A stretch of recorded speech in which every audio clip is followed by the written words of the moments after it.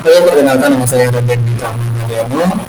Di sini saya akan menjelaskan terkait proyek akhir dari mata kuliah pemrograman web. Nah, jadi judul yang saya angkat yaitu Sistem Generasi Kesimpulan Berita Media Indonesia. Nah, jadi apa yang melatar belakangi pengambilan judul ini?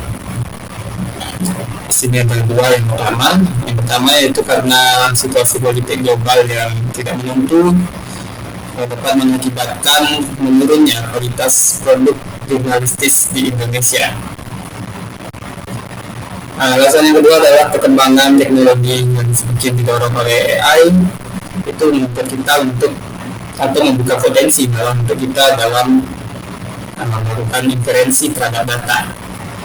Nah, jadi Sigeria itu sendiri atau sistem generasi kesimpulan berita media Indonesia itu terinspirasi dari aplikasi-aplikasi yang sebenarnya sudah ada, tetapi di sini saya berusaha untuk menutupi kekurangan dari sistem-sistem yang telah ada. Nah, jadi ada dua sistem di sini yang menjadi inspirasi. Yang pertama yaitu dari aplikasi Ground News. Nah, Ground News ini aplikasi yang memberikan analisis terhadap sebuah produk jurnalistik, yaitu sebuah berita ya. Cuma dalam aplikasi Ground News dia tidak begitu tidak begitu luas dalam analisisnya, terutama dalam konteks kita di Indonesia cakupannya masih terbatas. Nah, jadi ini out of the option ya, jadi ini tidak available untuk melakukan analisis ke media Indonesia. Kemudian ada sistem kedua, dan sistem ini sistem open source yang dipelopori oleh Axlon Community atau Oxlack Community. Nah, di sini sistemnya berbasis bahasa pemrograman Python. Ini bisa mencakup semua media atau outlet yang ada di dunia, tidak terikat dengan bahasa. Di sini contohnya kita ambil sedikit demonstrasi. Kita masukkan news, kita kirim. Sistem akan melakukan analisis. Nanti coba kita cari berita lain.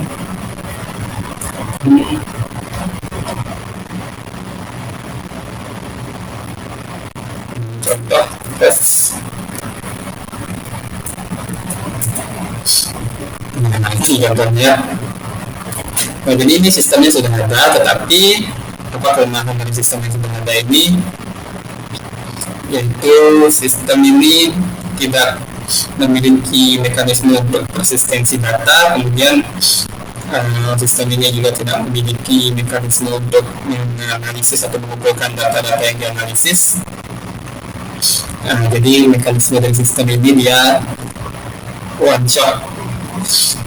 Ketika kita melakukan request untuk menganalisis data saat itu juga diproses.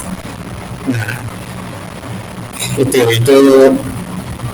dua sistem yang menginspirasi dari proyek ini. Sini saya paparkan dengan masalah kemudian tujuannya.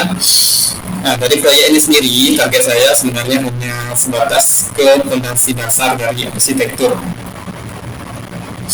Nah, jadi cakupannya saya batasi sangat besar-besaran di sini karena ya keterbatasan resource, waktu dan juga tenaga kerja. Jadi di sini saya cantumkan sistematika penulisan. Kita masuk ke bab 1 pembahasan atau bab 2 lebih tepatnya pembahasan. Di sini saya paparkan teori-teorinya. Aplikasi web, kita di sini menggunakan aplikasi web karena terkait dengan mata perkuliahan pemrograman web itu sendiri. Kemudian selain daripada itu, aplikasi web memiliki keunggulan-keunggulan seperti yang saya paparkan di sini. Ya. Ini teori-teorinya, kemudian definisi operasional. Ini agak penting, nanti di sini ada istilah-istilah yang spesifik ke proyek ini. Contohnya ini pengguna ada 3, penyidik, peneliti terkait, dan publik. Nah, kemudian kita akan masuk ke filosofi proyek. Nah, dari berdasarkan sifat dari proyek ini sendiri, saya menentukan bahwa alur inkremental itu tepat digunakan untuk implementasi dari proyek ini. Dan jadi nanti kedepannya proyek ini akan ada inkremen di setiap unit, dan proyek ini sendiri merupakan inkremen pertama dari unit global, sehingga fitur-fiturnya akan sangat terbatas pada fungsi kebutuhan fungsional. Nah, ini analisis pengguna. Pengguna di sini merupakan 3 aktor, yaitu pemilik, peneliti terkait, dan publik. Nah, jadi tuntutannya itu ada dari 3 aktor ini. Yang pertama itu pemilik. Pemilik itu adalah konteksnya saya sendiri sebagai pemilik dari sistem. Di sini saya akan tuntutan-tuntutan melalui model user story. Kemudian di sini ada peneliti terkait. Peneliti terkait itu adalah pengguna yang memerlukan data dari hasil pemrosesan dari sistem. Kemudian ada publik. Publik itu sendiri adalah yang mengkonsumsi inferensi atau hasil analisis dari sebuah produk jurnalistik atau berita yang ada di dalam digital. Nah, itu semua tuntutannya saya paparkan dalam bentuk user story. Pengambilan datanya di sini itu menggunakan metode role play. Jadi saya sebagai pemilik sekaligus pengembang itu punya kapabilitas untuk menjadi semua aktor yang ada di sini. Dan jadi untuk mempermudah pengambilan data. Nah, di sini saya paparkan kebutuhan pengguna. Jadi situ ada 2 kebutuhan dari publik, 1 dari peneliti terkait, dan 4 dari pemilik. Kita masuk ke analisis features. Analisis features itu sendiri di sini berusaha untuk memaparkan keuntungan dari sistem yang saya proposalkan dibandingkan dengan sistem yang sudah ada. Jadi di sini yang saya cantumkan adalah sistem manual. Ya, previous sistem ini konteksnya adalah sistem manual. Jadi sebelum ada inferensi dari sistem digital itu sendiri, karena alasannya kenapa bukan membandingkan dengan sistem yang sudah ada seperti misalnya Razer dari Oxford dengan aplikasi Ground News. Itu asumsi saya karena publik itu sendiri kurang dalam mengakses kurang memiliki kesadaran berdasarkan referensi di atas. Jadi publik itu sendiri kurang memiliki kesadaran tentang pentingnya analisis sebuah media jurnalistik, itu sama di era situasi politik yang tidak menentu ini. Jadi sini previous sistemnya adalah sistem manual sebelum adanya sistem sama sekali. Nah, itu ya. Jadi performa itu sendiri yang jelas sistem ini terotomatisasi, dia meningkatkan efisiensi dari waktu dan resource yang diperlukan untuk melakukan analisis. Bagi publik dan bagi peneliti, performa dan semuanya itu dimenangkan karena sistem ini akan open source sistem sifatnya, dan datanya juga akan terbuka untuk publik. Jadi itu akan menentukan bagi peneliti terkait. Itu analisis features. Kemudian masuk ke analisis fitur.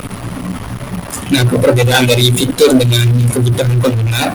Jadi kebutuhan pengguna itu adalah representasi dari ide yang menjadi landasan dalam fitur. Fitur itu sendiri adalah implementasi atau perancangan untuk memenuhi kebutuhan dari pengguna. Nah, jadi analisis fitur ini ambil berdasarkan user story. Setiap user story kita analisis, kemudian ambil keputusan. Perhatikan bahwa tidak semua keputusan di sini akan berakhir menjadi fitur. Beberapa keputusan dari user story itu kemungkinan akan masuk ke filosofi desain dari sistem, atau diabaikan bahkan dalam increment ini karena kebutuhannya bersifat non fungsional. Itu kemudian di sini ada diagram use case. Nah, jadi diagram use case itu representasi dari fitur yang bisa dilakukan oleh fitur yang bisa digunakan oleh pengguna di dalam sistem yang dirancang. Jadi di sini saya batasi adalah 5 fitur, yaitu fitur register, login, dan analisis berita bagi publik. Kemudian bagi pemilik itu untuk memonitoring sistem, dan untuk peneliti terkait itu untuk pengambilan data berita. Berikut activity diagram. Activity diagram itu adalah alur dari setiap use case yang telah dipaparkan di atas. Nah, di sini pertama use case untuk register atau pendaftaran, kemudian akses domain, kemudian klik navigator pendaftaran, bla bla bla, standar. Login juga sepertinya tidak perlu saya jelaskan lebih detail. Yang penting itu di sini adalah fitur utama, yaitu untuk menganalisis berita. Nah, ini penting. Jadi bagaimana alurnya adalah pengguna mengakses halaman utama. Mungkin lebih baik saya coba demonstrasikan sedikit dari sistem yang sudah ada. Jadi pertama mengakses halaman utama dan memasukkan URL berita, kemudian kirim URL. Dan jika format tidak valid misalkan, maka kita harus mengulang kembali. Kemudian sistem akan melakukan analisis melalui proses scraping, kemudian melakukan proses parsing, kemudian hasil parsing akan disimpan ke dalam database. Baru kemudian konten diekstrak, dan akhirnya sistem akan menampilkan hasil analisis ke pengguna. Oke. Kemudian di sini ada monitoring sistem. Oke, monitoring sistem itu sendiri bukan kebutuhan fungsional. Nah, jadi di sini tetap saya paparkan, tetapi nanti implementasinya mungkin akan berubah, atau mungkin bahkan tidak saya terapkan di tahap arsitektur atau di tahap konstruksi. Dan karena kita harus mempertimbangkan resource juga. Kemudian sini ada activity diagram pengambilan data dari peneliti terkait. Nah, jadi pengambilan datanya dari API. Nanti API dari sistem bukan hanya dikonsumsi oleh front end atau aplikasi web, tetapi juga bisa dikonsumsi oleh publik atau di sini konteksnya peneliti terkait yang berminat untuk mengakses data. Kemudian dari data. Nah, dari data sini saya representasikan dalam bentuk kelas diagram. Jadi ada 3 data utama, yaitu ada data user, data pengguna, data konten atau extracted use content, dan juga data session. Nah, kenapa di sini datanya sangat sedikit mungkin? Bertanya. Yang karena kembali lagi saya berusaha untuk membatasi ruang lingkup dari proyek mengingat keterbatasan sumber daya. Kemudian implementasi mungkin juga akan berubah. Jadi apa yang ada di kelas diagram ini bukan representasi data dari database, melainkan representasi data dari sistem. Alasannya kenapa saya pisah? Karena nanti di filosofi desain sistem saya ingin sistem ini menjadi sistem yang fleksibel, jadi memisahkan logika database dengan logika data di sistem. Ya, sistem itu punya mekanisme yang independen terhadap database. Nah, ini saya jelaskan semua properti dan metode yang ada di setiap data. Kemudian masuk ke bagian arsitektur. Perbedaan dari perencanaan dan arsitektur. Perencanaan itu adalah representasi dari ide, ya ide besar dari proyek. Sedangkan arsitektur adalah representasi dari sistem. Jadi filosofinya di sini kita mau membangun mindset arsitektur yang kompleks demi membangun komunikasi yang sederhana. Yang jadi prioritasnya adalah fleksibilitas dan skalabilitas. Itu berdasarkan tuntutan dari owner, itu pemilik. Nah, berikut ini desain pemrosesan sistem saya paparkan yang bisa dilihat di sini. Nanti penjelasan penggunaan teknologinya ada di bagian selanjutnya. Nah, jadi di sini dari pemrosesan itu sendiri ada beberapa layanan. Di sini menggunakan model microservice agar meningkatkan kembali filosofi untuk meningkatkan sistem yang fleksibel. Jadi ada web client itu untuk apa, reverse proxy, apa, dan lain sebagainya.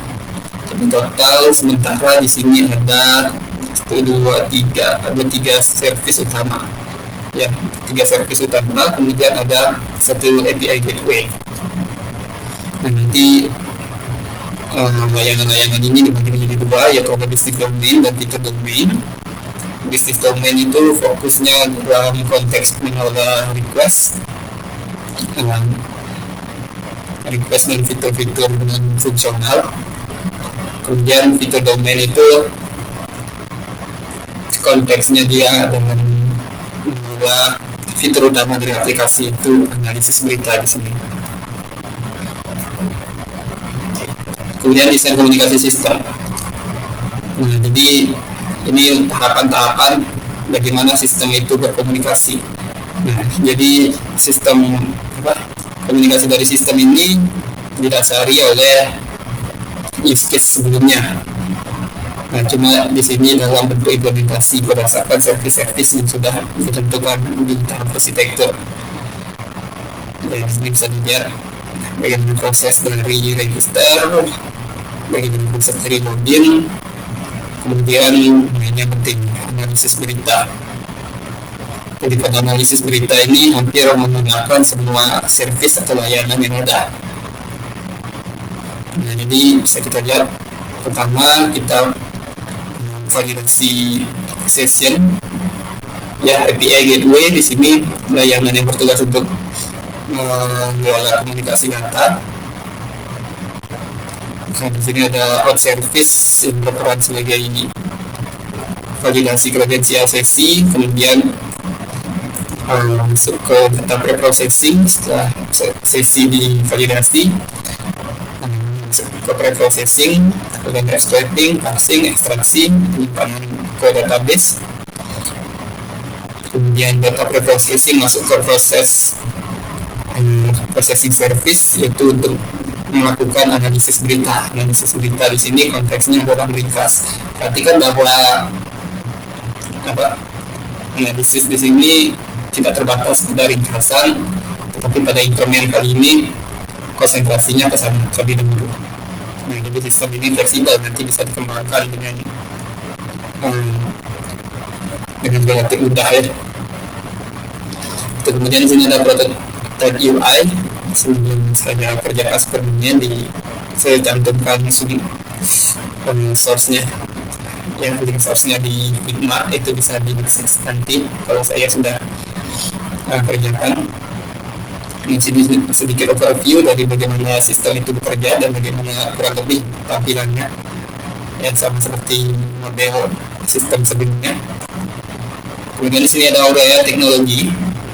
Nah, di sini dipaparkan teknologi yang digunakan untuk membangun sistem yang banyak. Mungkin perlu saya jelaskan sedikit di bagian sini. Angular Express untuk web server, jadi konteksnya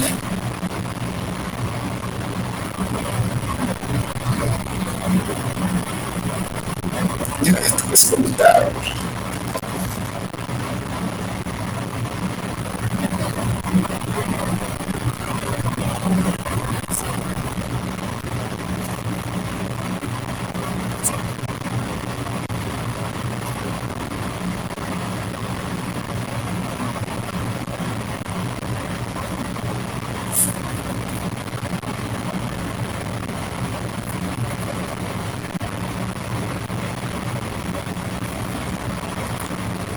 Oke, lanjut. Di sini saya jelaskan tentang uh, di konteks pemrograman web itu sendiri. Front end saya menggunakan Angular dan Express.js untuk yang web server. Nah, jadi nanti akan ada client side rendering menggunakan framework Angular yang Angular dipilih karena preferensi dari saya sendiri, dan ini juga sejalan dengan filosofi proyek, yaitu memprioritaskan fleksibilitas dan skalabilitas. Itu ya. Untuk backend sendiri itu menggunakan framework Nest.js dan model microservice. Yang kemudian lagi microservice dipilih karena memberikan fleksibilitas dalam pengembangan. Nah, jadi itu di sini mungkin lebih tepat kita akan saya jelaskan di pertemuan atau di kesempatan lain lebih detailnya. Satu lagi sedikit sini di dalamnya menggunakan Docker. Yang kebutuhan sistem itu sendiri kita perlu